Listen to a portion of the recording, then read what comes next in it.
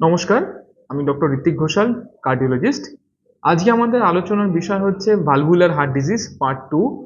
আগে আমি mitral valve নিয়ে আলোচনা করেছি, এবার আপনাদের সাথে আলোচনা করব এওর্টিক ভালভ নিয়ে। তো হার্টে যেরকম বললাম 4টে ভালভ থাকে, তার মধ্যে বয়সকালে আমরা সবথেকে বেশি যে ভালভের রোগটা নিয়ে এখন দেখি আজকালকার দিনে, সেটা হচ্ছে এওর্টিক ভালভ, এওর্টিক স্টেনোসিস।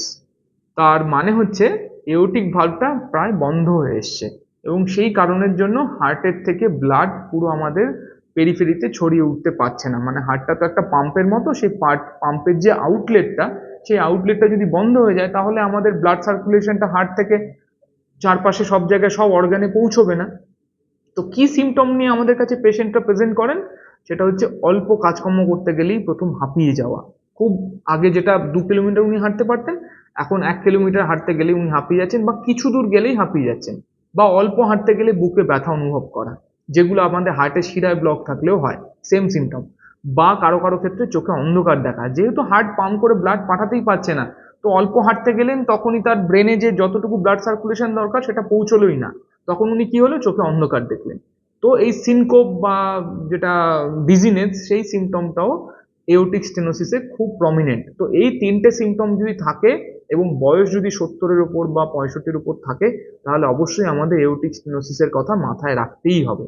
সেক্ষেত্রে প্রথমেই কার্ডিওলজিস্ট ডাক্তারবাবুর সাথে দেখা করা দরকার, দেখে ইকোকার্ডিওগ্রাম, ইসিজি এগুলো দেখে ডায়াগনোসিস কমপ্লিট করে তারপর সেই অনুযায়ী আমাদের চিকিৎসার দিকে এগোনো উচিত। সারা পৃথিবী জুড়ে এখন ট্যাভি বা ট্রান্সক্যাথেটার এওর্টিক ভালভ ইমপ্ল্যান্টেশন, যেটা মাইক্রো সার্জারি মানে বুক না কেটে অপারেশন, তার একটা বলতে পারেন একটা রেভলিউশন বা একটা বড় একটা বিপ্লব টাইপের হয়েছে। যে এত বয়স্ক মানুষ যারা 70 বছরের বেশি বয়স বা 75-এর বেশি বয়স, যারা অত বড় বুক কেটে অপারেশন সার্জারি টলারেট করতে পারবেন না, যেক্ষেত্রে সার্জেনরাও করতে ঠিক পান না, যে সাহস পান না যে এই পেশেন্ট কি অপারেশনটা নিতে পারবেন, সেক্ষেত্রে মাইক্রো সার্জারি করে ট্যাভি প্রসিডিওরে পায়ের মাধ্যমে বেলুনের ওপরে একটা গ্রাফট বা ভাল্ব সেটাকে নিয়ে যা পুরানো ভাল্ব ছিল সেই ভাল্বটার ওপরে প্রতিস্থাপন করা, সেটাকেই বলে টাভি বা ট্রান্সএওর্টিক ভালভ ইমপ্ল্যান্টেশন। সো এই প্রসিডিওরটা করার পরে বলতে পারেন সাকসেস রেট খুবই হাই এবং পেশেন্টের কমপ্লায়েন্সও সেক্ষেত্রে খুব ভালো থাকে, পেশেন্টের অস্বস্তির কারণটাও অনেক কম থাকে। এবং পরবর্তীকালে যদি পেশেন্টের আরও কোনো অন্য সমস্যার সমাধান হয়, সেক্ষেত্রে তখন বুক কেটে অপারেশন একটা রাস্তা থাকে। কারণ কারোর যদি একবার বাইপাস সার্জারি হয়ে যায়, তাহলে দ্বিতীয়বার বাইপাস করতে অনেকটাই ডিফিকাল্টি থাকে।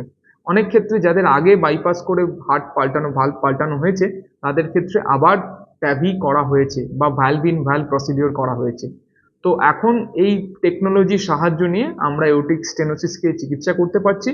আমার নিজের জ্যাঠার 88 বছর বয়সে ট্যাভি হয়েছে, তো ভাববেন না যে 85 বছর 90 বছর বয়স হয়েছে তাহলে কি আমি আমার হার্টের অপারেশন করাবো না, কারণ করতে যথেষ্ট খরচা আছে।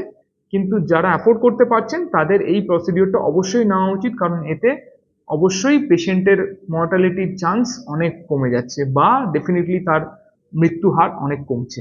নমস্কার।